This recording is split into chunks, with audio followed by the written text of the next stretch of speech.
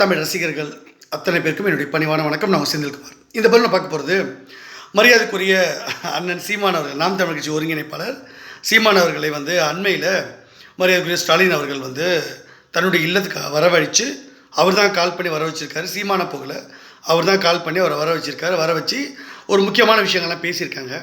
அது என்ன பேசுனாங்க, அது பின்னணி என்ன, எதுக்கு சீமான் ஸ்டாலின் அவர்களை போய் சந்தித்தார், கூடவே உதயநிதி அவர்களும் இருந்தார் அப்படின்றத பற்றின முழு தகவலும் இந்த பதிலும் பார்த்துடலாம். ஏற்கனவே 2021 சட்டமன்ற தேர்தல் வரும்பொழுது முதல்ல சீமான் அவர்கள் எந்த தொகுதியில் நிற்க போகிறான்ற பற்றி அதிகாரப்பூர்வமாக நான் தான் அறிவிச்சிருந்தேன். அது கொளத்தூர் தொகுதி. ஸ்டாலினை அவர்களை எதிர்த்து நேரடியாக களத்தில் சீமான் அவர்கள் நிற்க போகிறான்னு நான் சொல்லியிருந்தேன். அதேமாதிரி அண்ணாமலையை கூட அந்த இடத்துல தான் நிறுத்தணும் அப்படின்னு நான் சொல்லியிருந்தேன். அந்த விஷயத்தை சீமான் அவர்களும் அப்போ மறுக்கலை. ஆமாம், நின்றுடுவோம் நம்ம குளத்தூர் தொகுதியில் அப்படின்னு சொல்லிட்டார்.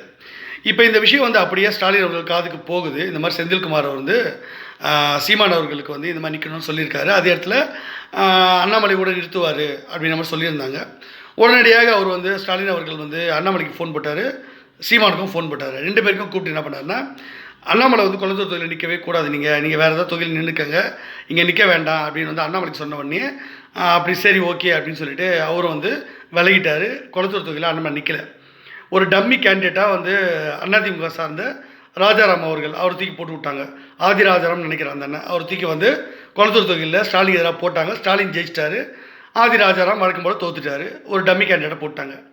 இந்த இடத்துல சீமான் அவர்களுக்கு என்ன பண்ணாங்கன்னா, அப்போது சீமான் அவர்களை அழைத்து இந்த விஜயலட்சுமி கேஸில் நீங்கள் தூக்கி ஜெயிலில் போட்டுருவேன், அதனால் நீங்கள் இந்த மாதிரி குளத்தூர் தொகுதியிலாம் நிற்கவே கூடாது, வேறு தொகுதியை வேணால் நீங்கள் நின்றுக்கங்க, என் தொகுதியில் நின்று என்னை இது பண்ணக்கூடாது அப்படின்னு சொன்ன உடனே சீமான் அவர்கள் அப்படின்னே எனக்கு ஏதோ கொஞ்சம் பார்த்து பண்ணி விடுங்க அப்படின்னோடனே சீமான் அவர்கள் அன்றைக்கு தேதியில் ஏதோ 50 கோடி ஏதோ கொடுத்தாரு அப்படின்னு பேச்சு அடிபட்டது. அதை வாங்கிக்கிட்டு அதுக்கப்புறமா அவர் எந்த தொகுதி, அவர் தொகுதி மாறிட்டார்ன்ற விஷயத்தை அன்பு சகோதரர் சாட்டை துரைமுருகன், அந்த நாம் தமிழ் கட்சியிலே உள்ள சாட்டை துரைமுருகன் அவர்கள் வெளிப்படையாக போட்டு உடச்சிட்டாரு. அப்படி சொன்னதுக்காக, ஏன்டா இப்படி ரகசியத்தை போட்டு உடைச்ச, நான் ரகசியமாக டீலிங் பண்ணிட்டு வரேன், இது கெடுத்து விட்டியே, என் இமேஜை ஸ்பாயில் பண்ணிட்டியே, நான் அறிவிக்கிறதுக்கு முன்னாடி நான் ஏதாவது ஒன்று சொல்லி அறிவிப்பேன்ல, ஏன் இந்த மாதிரி பண்ணேன்னு சொல்லிட்டு சாட்டை துரைமுருகனை கட்சியை நீக்கிட்டார். அடிப்படை உறுப்பினர் பதில் எல்லாத்தையும் சாட்டை துரைமுருகனை சீமான் அவர்கள் நீக்கிட்டார். அவர் திருவொற்றியூரில் தான் அப்புறம் நின்னார்.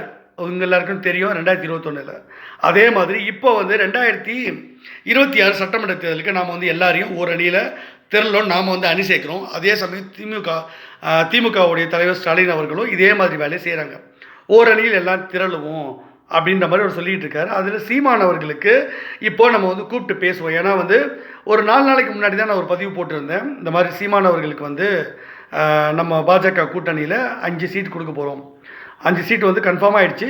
அதில் ஒரு அமைச்சர் பதவி சீமானுக்கு அவர் வெற்றி பெற்றால், இல்லை அவங்க கட்சியில் யாருன்னா வெற்றி பெற்று வந்தால் அவங்களுக்கு இந்த விவசாயத்துறை இல்லை கால்நடை வளர்ப்புத்துறை அமைச்சராக நம்ம பதவி கொடுக்க போகிறோன்றது அதிகாரப்பூர்வமாக நான் அறிவிச்சிட்டேன்.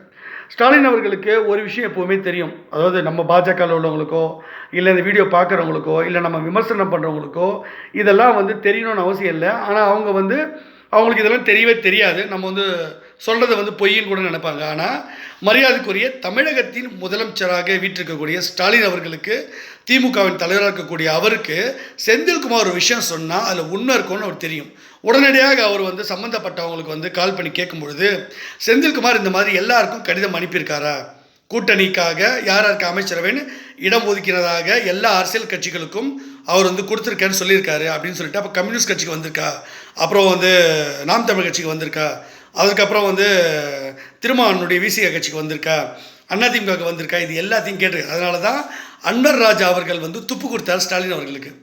நான் அதிமுகவுக்கும் கடிதம் அனுப்பியிருந்தேன். எல்லா கட்சிகளுக்கும், தமிழ்நாட்டில் உள்ள முக்கியமான எல்லா அரசியல் கட்சிகளுக்கும் திமுக கூட்டணி போகாமல் பாஜகவில் இணையணும், எல்லாருக்கும் என்ன அமைச்சரவைன்றது இடம் ஒதுக்கி நான் ஒவ்வொரு வீடியோ சொல்லிகிட்டே இருக்கேன் நான். இப்போ இந்த விஷயம் தெரிஞ்ச உடனே ஸ்டாலின் அவர் என்ன பண்ணுறாரு, அப்போ ஒவ்வொருத்தரையும் ஆஃப் பண்ணுறதுக்காக தான் அதிமுகவில் அன்வர் ராஜாவை கூப்பிட்டு அவர் உழவு சொல்லுவார். அவர் தான் இன்றைக்கி திமுகவில் போய் இணைஞ்சிட்டார். இது திமுகவில் ஏன் இணைஞ்சாரை பற்றி நான் தனியாக நான் ஒரு வீடியோவை போடுறேன். அதில் நிறைய ரகசியங்கள் அடங்கியிருக்கு. அது ஒரு பக்கம் இருக்கட்டும். இப்போது அவருக்கு நெருக்கமான எல்லா கட்சிகிட்டையும் இதை கேட்டிருக்காரு. அப்படி தான் சீமானுக்கு அந்த லெட்டரில் சீமான் பேர் இருந்தது. நான் எல்லா கட்சிக்கும் அனுப்பியிருக்கேன் இல்லையா காப்பி. அதை பார்த்த உடனே அப்போது சீமான் அவர்களை கூப்பிட்டு இதை உறுதிப்படுத்திக்கிட்டு, என்ன இது நடந்திருக்கு, இந்த மாதிரி நான் பார்த்தேன், இந்த மாதிரி கூட்டணியில் உங்களுக்கு விவசாயத்துறை இல்லைனா கால்நடை வளர்ப்புத்துறை சொல்லியிருக்காங்க, இப்போ இந்த விஷயத்தில் வந்து நீங்கள் பிஜேபி கிட்ட போகிறது எனக்கு பிடிக்கல. நீங்கள் பிஜேபி கூட கூட்டணி போகக்கூடாது, தனியாக தான் நீங்கள் நிற்கணும். நீங்கள் வந்து ஓட்டை பிரித்தாலும் பரவாயில்ல, தனியாக நிற்கணும். நீங்கள் வந்து எங்கள் கூட வந்தால் வாங்க கூட்டணிக்கு, உங்களுக்கு எதாவது செய்யணுன்னா செய்கிறேன். ஆனால் பிஜேபி கூட போகக்கூடாது, தனியாக வேணால் நின்றுங்க, இல்லை எங்கள் கூட வாங்க. அதை விட்டுட்டு நீங்கள் வந்து போகக்கூடாது. ஏன்னா நீங்கள் வந்து தந்தை பெரியார் இந்த இயக்கத்தை வந்தவங்க, திமுக தான் உங்களை ஆரம்பத்தில் வளர்த்து விட்டோம், எல்லாம் பண்ணோம். அந்த மாதிரிலாம் பண்ணும்பொழுது நீங்கள் எதுக்காக இந்த மாதிரி வந்து பாஜக கூட போகிறீங்க அப்படின்னு சொல்லிட்டு பல்வேறு அட்வைஸ்லாம் கொடுத்துருக்காரு. இந்த முறை தொகை வந்து கொஞ்சம் பெருசாக இருக்கும்.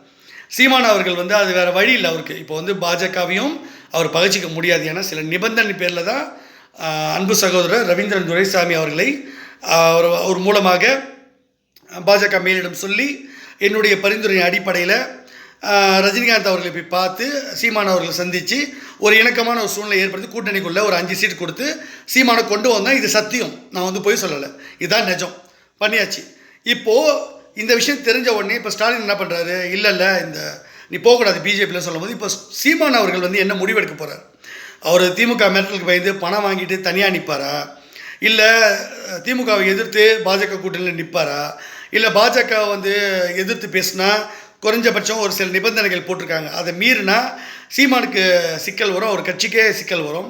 அவருக்கு வந்து பிஜேபி தான் சின்னம்லாம் கொடுத்துருக்காங்க. ஸ்டாலின் அவர்கள் வெறும் துரோகம் தான் சீமானுக்கு பண்ணியிருக்காங்க, நல்லதெல்லாம் பண்ணலை. இப்போ சீமான் என்ன முடிவெடுக்க போகிறார்? ஸ்டாலினுடைய மிரட்டலுக்கு பயந்து பணம் வாங்கிட்டு பிஜேபி கூட்டணியிலேருந்து விலகிடுவாரா, இல்லை ஸ்டாலினை எதிர்த்து நிற்பாரா பிஜேபியோட கூட்டணியில் சேர்ந்துக்கிட்டா அப்படின்றத பொறுத்திருந்து தான் பார்க்கணும். இதில் வந்து சாட்டை துரைமுருகன்லாம் கூட போயிருக்காரு. அவர் வந்து வீடியோ போட்டு உருட்டுனாலும் உருட்டுவார். ஆனால் அவர் வெளியே நிற்க வச்சுட்டாங்க. சீமான் கூட வந்து அவர் இல்லை. ஸ்டாலின் அவர் சந்தித்து பேசும்போது சீமான் கூட இல்லை. சரி, நிறைய பேர் கேட்பாங்க, ஏங்க அந்த ரூமில் வந்து கேமராமேன் இருந்தார், அவர் பார்த்துக்கிட்டு இருந்தார், கொஞ்சம் பேசுகிற மாதிரி சில ஃபுட்டேஜ்லாம் வெளியே விட்டாங்க. ஆனால் அவங்க பேசும்போது அங்கே வந்து உதயநிதி இருந்தார், ஸ்டாலின் இருந்தார், கூட வந்து சீமான் இருந்தார். அப்புறம் திமுக வேறு யாருமே அங்கே இல்லை. அப்படி இல்லாத போது உங்களுக்கு மட்டும் இந்த விஷயம் எப்படி தெரியும்னா, ஸ்டாலின் அவர்கள் வீட்டில் நான் ஒரு குடும்பத்தில் ஒருத்த மாதிரி நான். ஸோ அதனால் அங்கே என்ன நடந்தாலும் என் காதுக்கு வந்துடும், அது வராமல் இருக்காது. அதை ஸ்டாலின் அவர்களே சில சமயம் உளறிடுவார், உதயநிதியே என்கிட்ட சொல்லிவிடுவார், இல்லை வேறு யார் மூலமாவது அவங்க பேசுவாங்க நண்பர்கள், அவங்க மூலமாக உடனே என் காதுக்கு வந்துடும். இது என்ன நடந்தது அப்படின்ற பற்றி எனக்கு நல்லா தெரியும். சவுக்கு சங்கர்லாம் வந்து யாரோ உளவுத்துறை கொடுக்குற ரிப்போர்ட்டை தான் அவர் கொடுப்பாரு. எனக்கு வந்து குடும்பத்திலே ஆள் இருக்குது, அவங்க குடும்பத்தில் எல்லோரும் எனக்கு வேண்டியவங்க, கட்சிக்காரங்க எல்லோரும் எங்கள் சொந்தக்காரங்க. அதனால் வந்து எனக்கு வந்து அதை பற்றின வந்து எந்த ஒரு தயக்கமும் இல்லை. இதுதான் நடந்திருக்கு. ஸோ ஸ்டாலின் அவர்கள் பேச்சை கேட்டு அவர் என்ன பண்ணுறாருன்றதெல்லாம் பொறுத்திருந்து பார்ப்போம். இந்த அண்ணன் மரியாதைக்குரிய அண்ணன் மூத்த அவர்களுடைய மரணத்துக்காக ஏதோ போய் பேசினேன்னு சொல்கிறதெல்லாம் சும்மா வெளியே சீமான் சொல்கிற சப்பக்கட்டு, அப்படிலாம் கிடையாது. அவர் போனது காரணமே இந்த கூட்டணியில் நீங்கள் பிஜேபி கூட போகிறீங்களே, இந்த மாதிரி அதிகாரப்பூர்வமாக என்கிட்ட லெட்டர் இருக்குது, இந்த மாதிரி எல்லா கட்சிக்கும் செந்தில்குமார் கொடுத்துருந்தாரு. பாஜகவில் செந்தில்குமார் சொல்கிறது தான் அவர் யாரை பரிந்துரைக்கிறாரோ அதுதான் வந்து மோடி முடிவெடுப்பார்னு எனக்கு நல்லா தெரியும். ஆனால் இது விளையாட்டு கிடையாது. செந்தில்குமார் வந்து கட்சிக்காக அமைதியாக வேலை செய்கிறவர். அவர் எந்த ஆர்ப்பாட்டமும் எந்த ஒரு பெரிய பதவிக்கும் ஆசைப்படாமல் பப்ளிசிட்டிலாம் பண்ணிக்காம அமைதியாக வேலை செய்வார். அண்ணாமலை போன்ற தற்கூறிகள்லாம் ஓவராக கத்தம், அதுங்களுக்கு கத்த மட்டும்தான் தெரியும். அது ஒன்றும் கிடையாது, கிட்ட மூளையும் கிடையாது, ஒன்றும் கிடையாது, சும்மா அது ஒரு டம்மி பீஸுங்க. செந்தில்குமார் விஷயம் சொன்னால் அதில் 1000 அர்த்தம் இருக்கும், 1000 விஷயங்கள் இருக்கும். அவர் சும்மா போகிற போக்கில் எதையும் சொல்ல மாட்டார்னு எங்களை மாதிரி முக்கியமான ஆட்களுக்கு தெரியும், விஐபிக்களுக்கு தெரியும். சாதாரண மக்களுக்கோ இல்லை பிஜேபியில் இருக்க தற்கூறிகளுக்கு கூட அது தெரியாது. பிஜேபியில் நிறைய தற்கூறிங்க இருக்குது, அண்ணாமலை மாதிரி அது சுற்றி நிறைய வட்டம் போட்டிருக்க வார் ரூம்லாம் நிறைய தற்கூறிங்க இருக்குது. அதுங்களுக்கே புரியாது. அதுங்களே செந்தில்குமாரோட வேல்யூ தெரியாமல் பிஜேபிக்காரங்களே திட்டிகிட்டு இருக்கானுங்க. அவர் பிஜேபியோட இதுக்கு வளர்ச்சிக்கு உதவுறாரு, இவங்க அண்ணாமலைகிட்ட வாங்கி தின்ற காசுக்காக செந்தில்குமாரோட பவர் தெரியாமல் வேல்யூ தெரியாமல் திட்டிகிட்டு இருக்கானுங்க. இது சரியாத அந்த மக்களுக்கு நம்ம ஒன்றும் சொல்ல முடியாது. ஆனால் செந்தில்குமாரோட வேல்யூலாம் எனக்கு தெரியும் அப்படின்னா கூப்பிட்டு அவர் பேசியிருக்காரு. அதனால் நான் எது சொன்னாலும் எந்த லெட்டர் கொடுத்தாலும் ஸ்டாலின் என்ன உடனடியாக பரிசீலனை பண்ணி ஆக்ஷன் எடுப்பார். இப்போ செந்தில்குமார் ஒரு வேளை ஆர்ப்பாட்டம் போராட்டம் களத்தில் வந்தான்னு வச்சுக்கோங்க, திமுகவுக்கு தெரியும் செந்தில்குமார் முக்கியமான பாயிண்ட்டை பிடிப்பார். வந்து களத்தில் நின்னா இந்த மற்ற கட்சிக்காரங்க பண்ணுற மாதிரி மற்ற தலைவர்கள் பண்ணுற மாதிரிலாம் சும்மா ஏப்ப சாப்பையெல்லாம் அரசியல் பண்ண மாட்டார். அவர் களத்தில் வந்து இறங்கினார்னா ஒட்டுமொத்தமாக ஒரே போராட்டம் ஒரே ஆர்ப்பாட்டத்தில் திமுக வாஷ் அவுட் பண்ணுவார். அதனால் நான் ஏதாவது போராட்டம்னு ஸ்டாலினுக்கு கடிதம் கொடுத்தால் தந்தை பெரியாருடைய அந்த சிலைக்கு கீழே இருக்கக்கூடிய இந்த வாசகங்கள், கடவுள் மறுப்பு வாசகத்தை அழிப்பேன் நான் அப்படின்னு ஒரு போராட்டம் நடத்துவேன். அது வந்து பிஜேபி சார்பாக நான் முன்னெடுப்பேன். எல்லாரையும் திரட்டும், எல்லா அரசியல் கட்சி தலைவர்களையும் ஒன்று திரட்டி, ஆன்மீக நம்பிக்கையுள்ள எல்லாரும் ஒன்று திரட்டி நான் போராட்டம் நடத்துவேன்னு ஒரு லெட்டர் கொடுத்தேன் ஸ்டாலின் அண்ணன்கிட்ட. உடனடியாக முதலமைச்சர் பிரிவிலேருந்து உடனடியாக இங்கே இருக்க லோக்கல் ஸ்டேஷனுக்கு ஃபார்வர்ட் பண்ணி கமிஷனர்கிட்ட சொல்லி உடனடியாக செந்தில்குமாரை வந்து அந்த போராட்டம் நடத்த வேண்டாம், இப்போதைக்கு தள்ளி வைக்க சொல்லுங்கள், வாபஸ் வாங்க சொல்லுங்கள் அப்படின்னு உடனடியாக கேட்டாங்க. சரி, ஓகே, இவ்வளோ தூரம் ஒரு பெரிய மனுஷன் கேட்குறாரு, இப்போ நமக்கு தேவையில்லை, தேவைப்படும் நேரத்தில் நாம் அதை பயன்படுத்திப்போம், அஸ்திரமாக பயன்படுத்துவோம் தேர்தலுக்காக அப்படின்னு ஒதுக்கி வச்சுட்டேன். ஸோ அதனால் செந்தில்குமார் விஷயம் முன்னெடுத்தா அதில் வந்து விஷயம் இருக்கும். செந்தில்குமாரை வந்து நம்ம ஏமாற்ற முடியாது. செந்தில்குமார் பவர்ஃபுல்லான ஆள், கரெக்டாக பாயிண்ட்டை பிடிப்பார். மற்ற அரசியல்வாதி இல்லை, மற்ற அரசியல்வாதி மாதிரி டுபாகூர் அரசியல்வாதி செந்தில் இல்லை. அவர் சும்மா பொய்லாம் சொல்ல மாட்டார், எழுத்துப்பூர்வமாக மேலெழுத்து கொடுத்துட்டுது அதை தான் அவர் பேசுகிறாரு அப்படின்றது ஸ்டாலின் அவர்கள் அவர் முதலமைச்சருக்கே தெரியுது, முட்டா பசங்களுக்கெல்லாம் தெரியாது.